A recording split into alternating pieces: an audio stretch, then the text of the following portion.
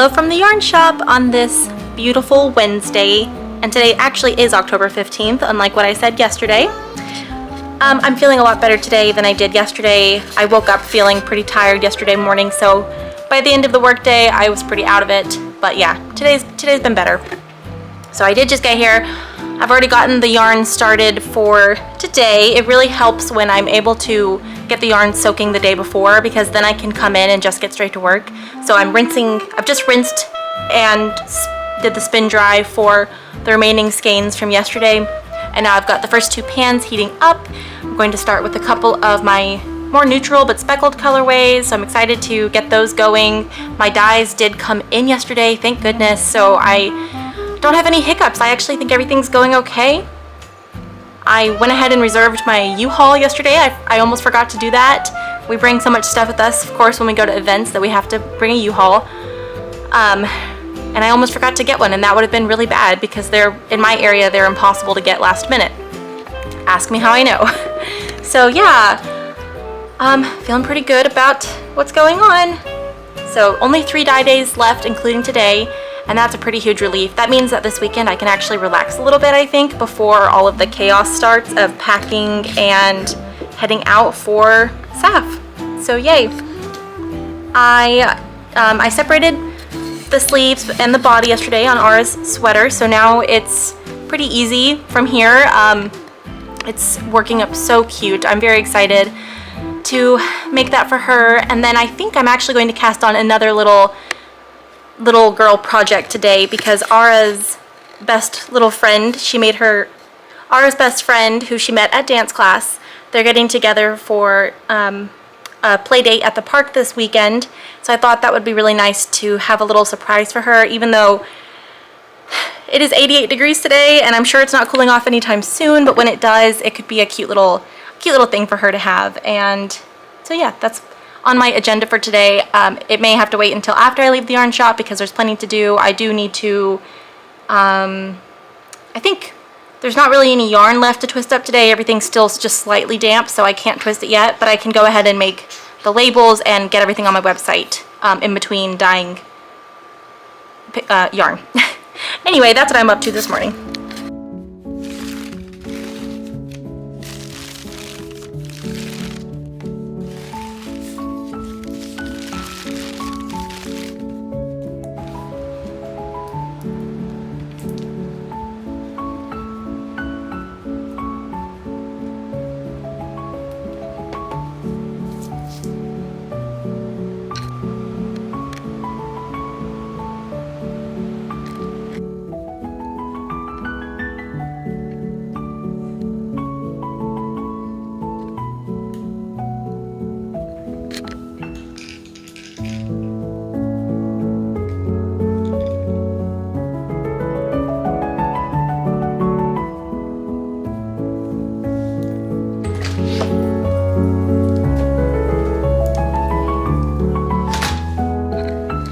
Guys, I'm at home. As you can see, I did not have a chance to film really any of my workday today.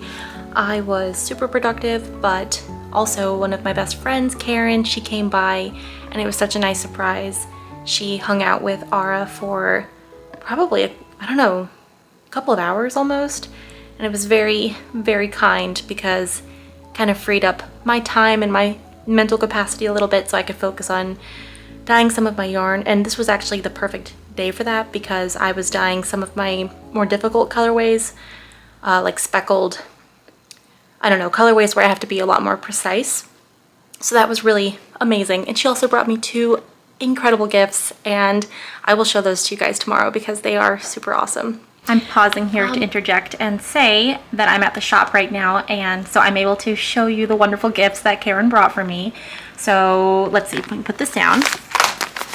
So first of all, as you can see, I do carry Bones coffee here in my shop. I don't have a huge supply right now. We've sold out of most of it. Anyway, I've gotten my friend Karen kind of obsessed with their coffee, and she just got back from the beach and she found this sea salted caramel mocha salty siren. I mean, come on, how amazing is this art? And apparently it's like a Florida exclusive kind of thing, and so she brought me a bag, and so that's really exciting. On Saturday when she comes to the shop to crochet, I'm gonna make some of this in the coffee machine over there so everybody can enjoy it. I have yet to try it. I might try it today. And then she also gave me some press-on nails that have no face on them. I haven't done press-on nails since I was very young, so I don't even know how far the technology has come. If that probably sounds silly, but yeah, I'm so excited to try these out. I have been, at the beginning of the month when I had my spiderweb nails, those were the UV wrap nails, so they're like the semi-cured ones that you put on and then you cure them under the UV lamp, which is why they looked so great. And I have some that I'm planning on wearing. I'm going to put them on after I'm done with all of the yarn dyeing. I was thinking about wearing these to Asheville, but with them being press-on, I'm notorious for popping these things off, so I'm not sure if I want to try it out just yet. I might wait until I get back. But yeah, I thought that was really sweet. So yeah, I did have a very productive work day. I dyed my 40 skeins. I only technically have one dye day left, and then Friday will be my sort of, whenever I have left over, I'll try to dye those up then, and that should be plenty of time for everything to dry and for me to get it labeled and inventoried by Tuesday, which is when I'll be packing up the shop. Side note, in case you didn't know this or didn't realize, all of next week the shop will be closed. For just the whole week, I'll be closed. I also will be turning off online ordering because I don't want any mishaps with inventory and I don't want anybody waiting for prolonged periods to get their orders. I like to ship out orders as soon as humanly possible. So yeah, online store and storefront will be closed, but I'll be at SAFF, so if you're in the area, you can come and visit me there. My daughter is napping, if you can't tell. It's why I'm being quiet. I am so sore, but I've decided to go ahead and put together the green cabinet, so I am sitting on the kitchen floor and working on this. Side note, again, if you don't have this kind of screwdriver, you have to get one. Hopefully you can see in the video, but this thing, you don't have to turn your hand, like pick up your hand and turn it over and over. Yeah, does that make sense? It's getting late, and at this point, I have not recorded enough notable content to make a vlog, so for the first time this month, I'm going to have a little double feature and combine 2 of the days. But as you can see by the overhead lighting, it is pitch black. My husband and Jason and Ara are on their way home. We had to run out and do some car stuff, like oil changes, that kind of thing. And so I just went to help facilitate transport, and they're both on their way home. I've returned to building this cabinet, and I'm really excited because I have to say I have done plenty of like flat pack furniture builds, and I think that this is the nicest one I've ever made, and it's about the same price as like any other one that I've ever purchased. But I'm like putting together the cabinetry by myself, and it feels really good because it looks good, and I'm excited. So I just did a little test. I put one of the glass doors on, and you hear that sound? That is the magnetized door shutting perfectly. So yeah, it's looking really pretty. I think it's gonna look so nice and clean, and yeah, I'm excited about it. So here's the state that it's in right now. You can see the 2 drawers that I built over there. How pretty would my cabinets be if they were this color? I mean, this green looks pretty with the cabinet, so that's fine, but they would be so pretty if I could paint the cabinets the same as the wall color. But yeah, here's the cabinet coming along. Here's the little glass door that I just finished. I had my hinges on backwards, so I felt like a silly goose, and I fixed them. And look at that. It's perfect. So I'm going to keep building this. I will finish this tonight, and in the morning, if I have time, I might go ahead and start transitioning some of the stuff into here. And yeah, it's going to look pretty.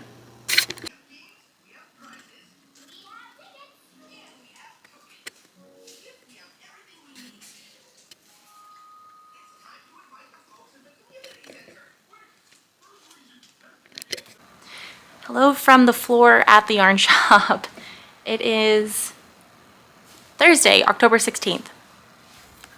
At the time of recording this, I'm not sure if I had a video go up on this day or not, or rather the next day on Friday. The past couple of days have been a massive whirlwind. Please excuse me while I'm typing on my computer. I am very overwhelmed. Ara just brought me this picture and said that it's me and her daddy. So I'm in the final throes of preparing for the festival, of course. I only have a couple days until I leave, really. And I need to get all of the dyeing done by tomorrow at the latest. That way I still have plenty of time, or the yarn can dry and I have plenty of time to label it and add it to my website. So that's what I'm doing right now, sitting on the floor. I'm using my couch as a desk because it's easier to be right here with all the yarn, which is still laid out on the couch. I keep adding to it whenever there's stuff dry. It's the easiest to just come over here and twist yarn. So I have lots of yarn that, again, I'm still finishing up. That's really it. So yesterday you didn't miss much. I just did a lot of scrambling around. I'm taking a midday matcha break. I would say it's an iced matcha, but there's no ice. But I did make it with cold soy milk, so hopefully this is a refreshing pick-me-up because I am burning up from dyeing yarn. R2 has turned into a very good helper, holding all of my yarn that's ready to be skeined because he's got these nice big wells on either side. So yeah, thank you, R2. What a sweet robot. I beat my yarn dyeing record today. I dyed 60 skeins. That is 20 more than I have managed each day in all of the dye days I've shared. You know what the secret is? I wasn't vlogging during it. I didn't realize how much time I think that was sort of distracting me from dyeing yarn, which makes sense, but I thought, well, I'm just recording clips really in between dyeing while the pans are hot. It's no big deal. But these past 2 days, as you've probably seen or I've said, I don't even know what I recorded at this point. I've barely picked up the camera, and I think that was for the best for these couple of days so that I could just finish dyeing all the yarn. Side note, I did finish dyeing all the yarn. So I am done dyeing yarn for SAFF. I could cry. Now, there's still so much work to do with the yarn, and I did get a lot of it done today as well, so yay for that. I have to finish twisting all of the yarn. A lot of it is still finishing drying, but most of this should be done drying by tomorrow, and then Saturday at the latest, which means I should be able to go ahead and finish all of the yarn completely by Saturday, which is really good news because that hopefully frees me up from having to come in on Sunday to finish up the yarn, which I will if I have to because it won't take very long at that point if there's anything left. But on Tuesday I'll be packing the shop up and packing the U-Haul, so if there's anything left to be done, I hope that it's just stuff I can do on that day, because I would love to be able to take Sunday and Monday off since it's going to be non-stop work from Tuesday through Monday. So yeah, I would love to give myself a weekend. That would be amazing. So I hope you guys are all having such a beautiful day. I have really cherished reading your comments and like what projects you're working on while you're watching these videos. Thank you for letting me live vicariously through you. I saw that I saw Shannon's doing the Barbara Anna stitch along. I haven't even looked at what it looks like, so I'll have to go and look that up because Shannon, you know I also love cross stitch. Yeah, so please let me know what projects you guys are working on. I have not touched my knitting, I think, in 2 days, or any crafty stuff for that matter, and I'm desperate to get my hands on some projects. So I think this afternoon, now that the cabinet is built, I think I will finally get to knit, but I did promise my husband I would make tacos or enchiladas, so I'm going to definitely have to cook dinner, but hopefully it's a speedy process. And I mean, I just want to curl up on the couch and watch a movie and knit a simple project, and that's it. The simple pleasures when I'm done with all of the crazy yarn stuff. You know what gets me about this is because I didn't get to do SAFF last year because of course, everything that happened.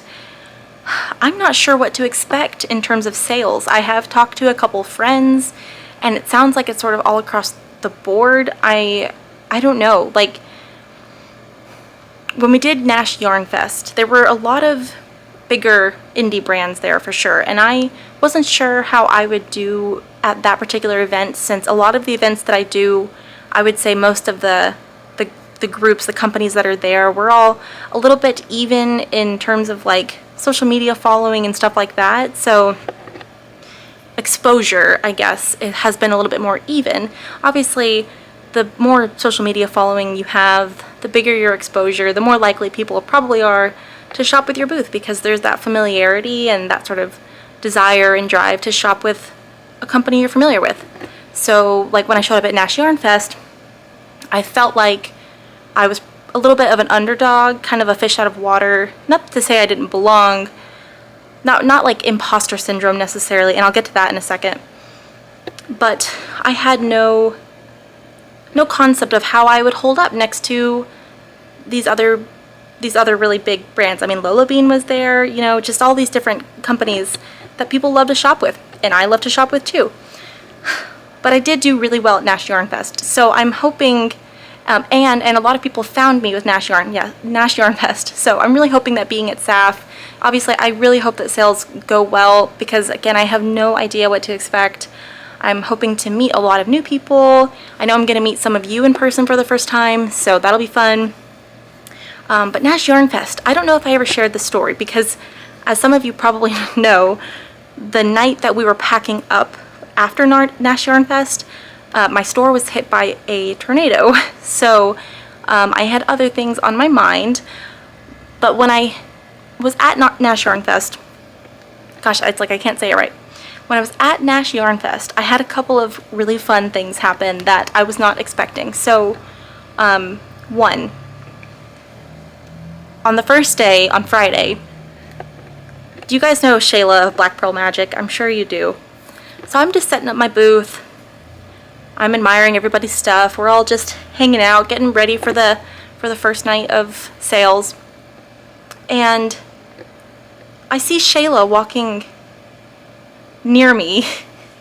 I'm sorry, Shayla, if you see this and this is awkward for you, but it just made me feel really good. I had no idea that she knew who I was, or like that I even existed.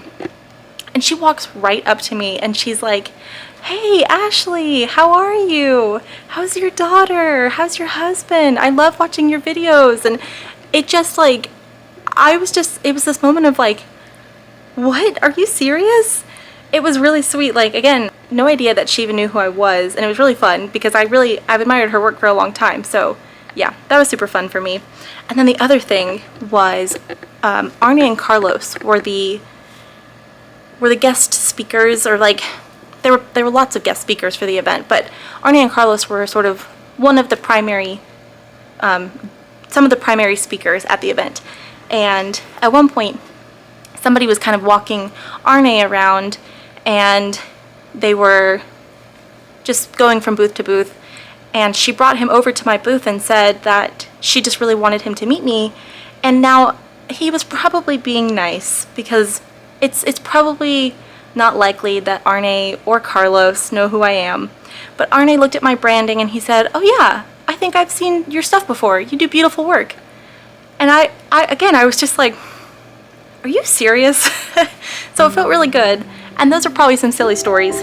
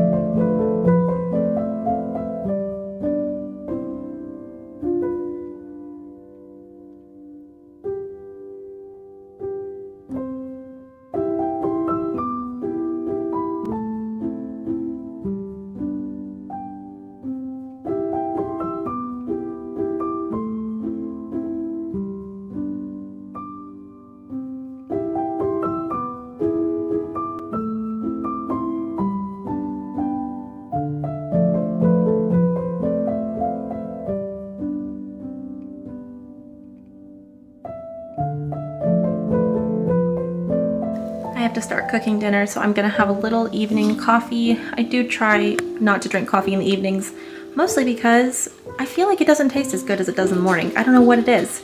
There's nothing like that first cup of coffee in the morning, and then every cup of coffee you have the rest of the day, it's not nearly as good. But also, I don't want it to keep me up all night, especially since I have been having some weird sleeping issues these past few days. But anyway, I wanted to show you my beautiful cable knit mug. Side note, here's a look at the cabinet. So we need to re-clean the kitchen, gotta tidy up a little bit. But overall, that's what it's gonna look like. Tidy up! Tidy up! Here's the other unit still here. I say unit as though I'm at work.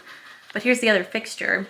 And the thing I will miss about it is this little side piece right here. It's not designed for this necessarily, but we use this because it's been right by our back door. So we've been sticking, you know, we stick these little pruning shears in here because almost every day when we go out to the garden, we need them. So it's gonna be weird not having this anymore. We'll have to find a new way to have this like ready access on the way out the door. And then I also found this at an antique store, just a little metal bird coat hook. And so Jason screwed it onto this wooden fixture for me. So, and we use that to hang like hats and flashlights, things like that. Ours little apron. But that we should be able to screw onto the side over there.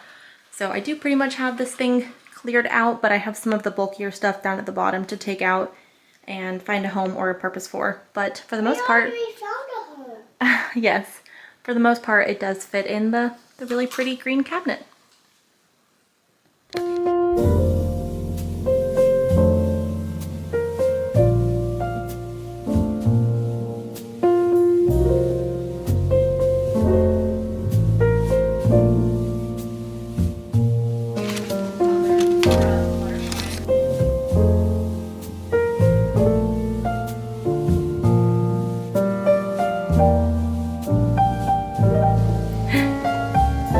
Love your sweater.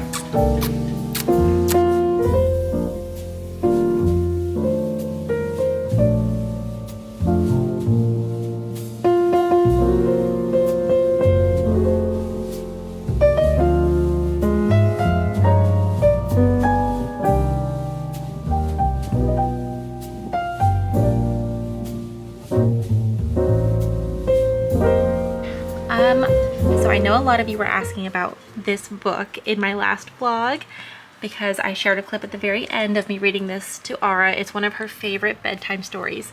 So to answer your questions, it's called The Magic Ball of Wool by Susanna Eisern and I suppose probably illustrated by Nora Hilb.